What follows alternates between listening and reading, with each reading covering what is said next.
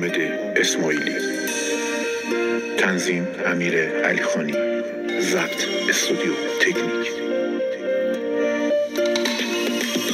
منم و یه قطار و یه بلیت تنهایی تو سرزمین غم، فکر رهایی، روح و تنم هم دیگه شدم فراری، خستم از آدم ها حالت بیقراری.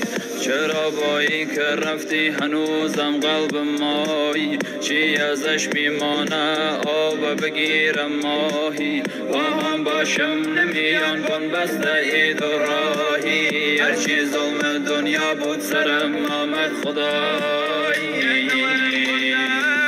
یه دل پر درد، یه زخم خاری، یه حال نسخ، یه بطری خالی، دل بشم میگه اول راهی، ای دنیای فانی بم بده کاری.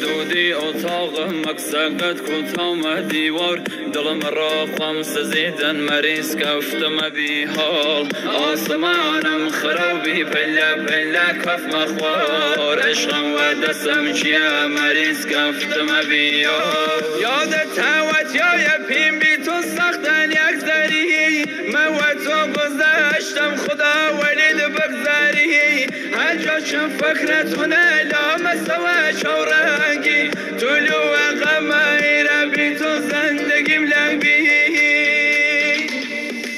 شاپرم شکیاز بی پر و بالم، پر سینم حسرت یه سرن نالم، یه بغض بدی خستی دگانم، چی برای گانی شاد آسن شانم.